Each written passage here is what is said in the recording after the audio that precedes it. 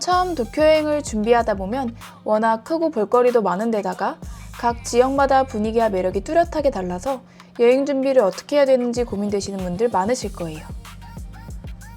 그래서 도쿄는 여행 준비를 똑바로 하지 않으면 유명 관광지만 무작정 돌아다니다가 사람이 지고 복잡한 지하철에 질려버리고 하루 종일 걸어 다녔는데도 기억에 남는 건 쇼핑밖에 없는 매력 없는 여행지가 될 수 있지만, 반대로 내 취향에 맞는 지역을 찾고 여행 계획만 잘 세운다면 도쿄는 일본의 다른 어떤 도시보다도 매력적인 여행지가 될 수 있을 거라고 생각해요. 저희도 이번 도쿄 여행은 정말 많은 시간을 들여서 준비했는데 열심히 준비한 만큼 기대했던 것보다도 너무 만족스러운 여행을 다녀와서 도쿄 가는 친한 친구에게 알려준다는 생각으로 여행 가기 전 알아두면 좋을 꿀팁들과 직접 다녀와보고 느꼈던 아쉬웠던 점들까지 최대한 상세하고 솔직하게 알려드리려고 해요. 도쿄 여행이 처음인 분들은 여행 계획 세우는데 분명 도움이 될 거라고 생각해요. 그럼 바로 시작해볼게요.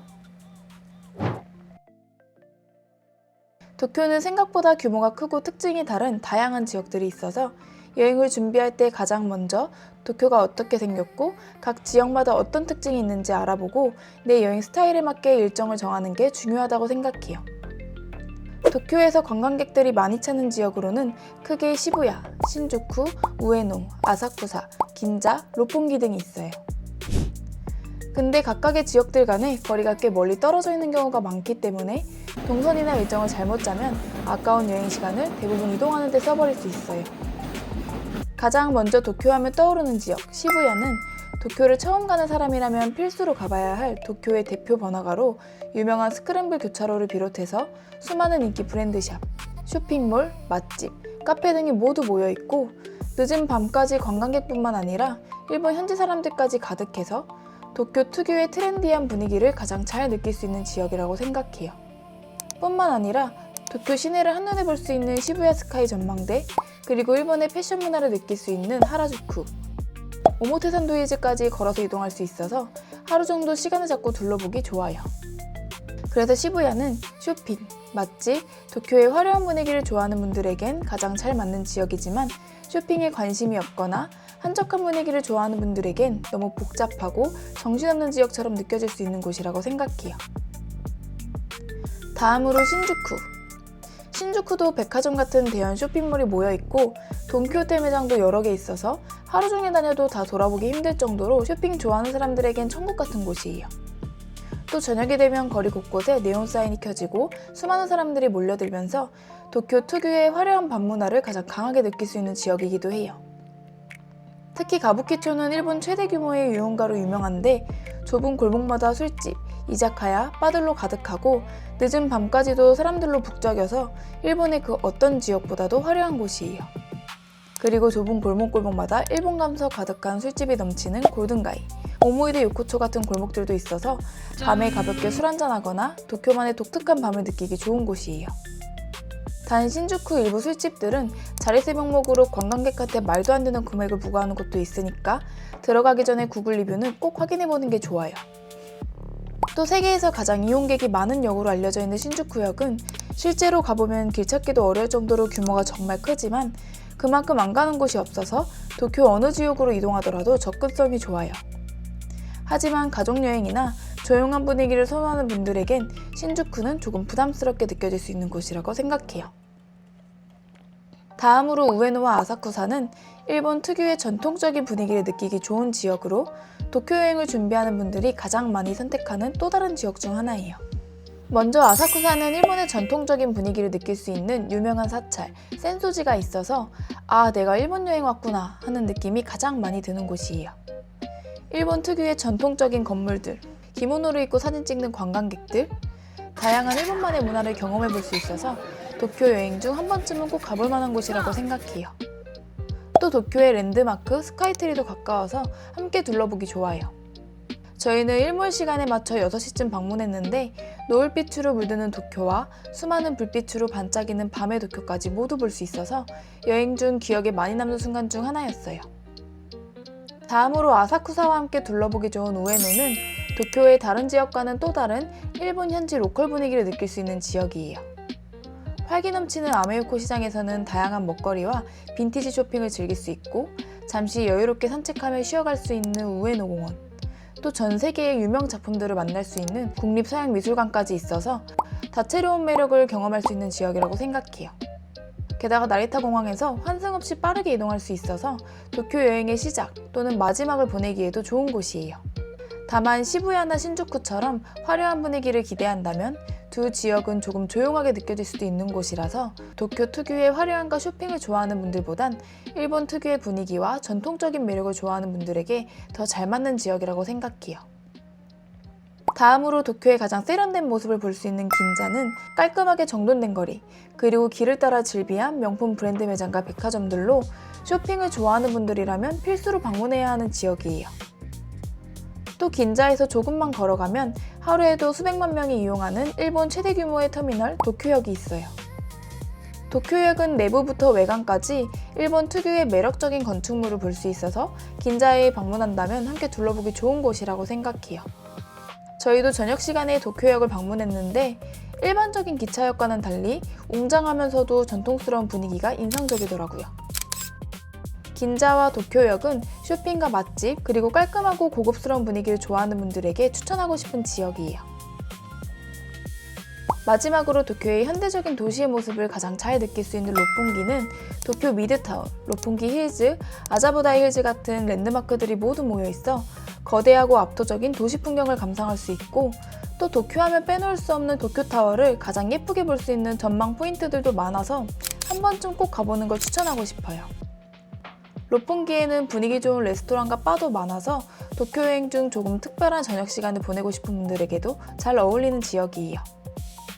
그 밖에도 일본 애니메이션의 성지 아키하바라, 이케부쿠로, 도쿄의 바다를 볼 수 있는 오다이바, 세계적인 테마파크 디즈니랜드 디즈니시, 그리고 해리포터 스튜디오, 슬램덩크 배경지가 된 근교 지역 가마쿠라 등이 있어요. 도쿄에 가볼 만한 곳들에 대해서 알아봤는데 그래도 막상 일정 짜려니 막막해서 그냥 정해뒀으면 좋겠다 하시는 분들도 계실 거예요. 도쿄 여행 일정에 대해서는 자세하게 영상을 올리겠지만 간단하게 여행 일정을 추천드린다면 여행 중 하루는 시부야와 신주쿠 쪽을, 하루는 아사쿠사와 우에노 쪽 일정을 넣고 나머지 일정은 개인적으로 꼭 가보고 싶었던 곳을 넣거나 비워뒀다가 여행 중에 충분히 못 즐겨서 아쉬웠던 곳을 가보는 식으로 계획을 세우는 것도 좋은 방법일 것 같아요. 다음으로 가장 많이 궁금해하실 만한 숙소 위치에 대해 알려드릴게요. 도쿄는 워낙 규모도 크고 지역마다 분위기와 특징이 뚜렷하게 다르다 보니 어느 지역의 숙소를 잡느냐가 여행의 만족도를 좌우한다고 생각해요. 시부야, 신주쿠, 긴자, 우에노처럼 관광객들이 가장 많이 머무는 지역들은 확실히 위치는 좋지만 평범한 호텔들마저도 1박에 2~30만 원 할 정도로 너무 비싸서 조금 부담스럽더라고요. 또 다른 지역에 비해서 숙소 가격이 조금 더 저렴한 편인 우에노 지역은 긴자, 도쿄역 그리고 아사쿠사 같은 지역까지는 편하게 갈 수 있다는 장점이 있지만 시부야, 신주쿠까지는 이동하는데 꽤 많은 시간이 걸린다는 점에서 아쉽더라고요. 그래서 저희는 이번 여행에서는 상대적으로 저렴하고 긴자역과 가까우면서 시부야, 신주쿠가 절로 약 15분이면 갈 수 있는 신바시 쪽에 머물렀는데 결과적으로 위치도, 가격도, 숙소 컨디션도 너무 만족스러웠어요. 저희가 숙소를 고를 때 가장 중요하게 생각하는 건 주요 관광지까지의 접근성, 합리적인 가격, 그리고 숙소 컨디션인데요. 저희가 도쿄 여행 기간 동안 머물렀던 호텔 오리엔탈 익스프레스 긴자 웨스트는 나리타 공항에서 환승 없이 한 번에 이동할 수 있다는 점에서 너무 편했고, 주요 관광지까지도 대부분 지하철로 약 20분 정도면 갈 수 있어서 여행 내내 편하게 이동할 수 있었어요. 무엇보다 신축 호텔임에도 불구하고 1박 기준 10만 원대에 예약할 수 있다는 점이 가장 만족스러웠어요. 그리고 저희가 만족했던 또 다른 이유는 이 지역의 분위기였는데요. 시부야, 신주쿠처럼 관광객으로 가득한 지역과는 달리 신바시는 실제로 일본 직장인들이 퇴근하고 회식을 하거나 이자카야에서 한잔하면서 하루를 마무리하려고 많이 찾는 곳이어서 유명 관광지에서의 시간들보다 신바시에서 보냈던 시간이 오히려 기억에 많이 남더라고요.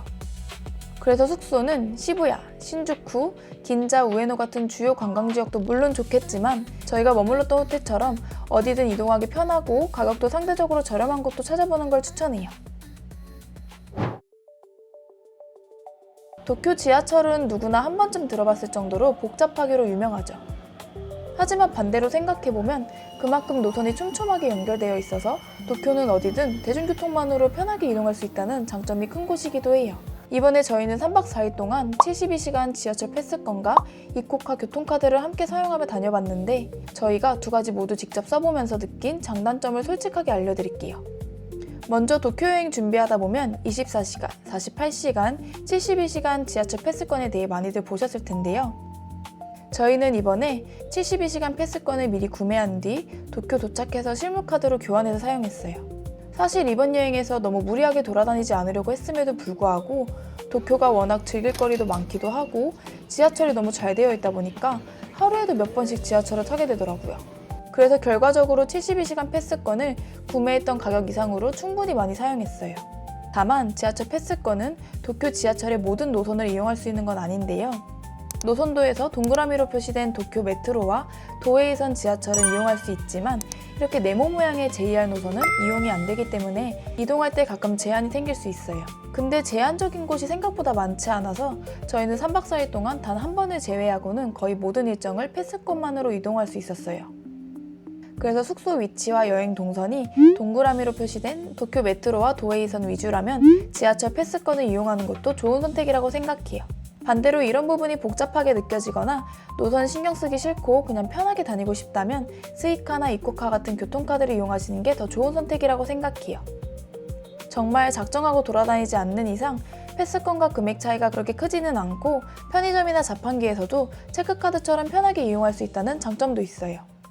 그래서 어떤 게 무조건 좋다기보다는 여행 일정이나 동선, 성향에 맞게 선택해서 사용하시면 될 것 같아요.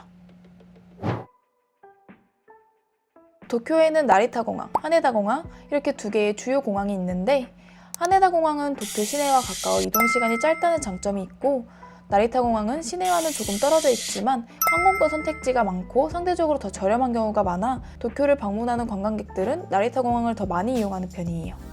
그래서 많은 분들이 이용하시는 나리타 공항 기준으로 설명을 드리자면 나리타 공항은 항공사에 따라 제1터미널, 제2터미널, 제3터미널로 나뉘어져 있어요. 나리타 공항에서 도쿄 시내까지 이동하는 방법은 대표적으로 열차와 버스가 있어요.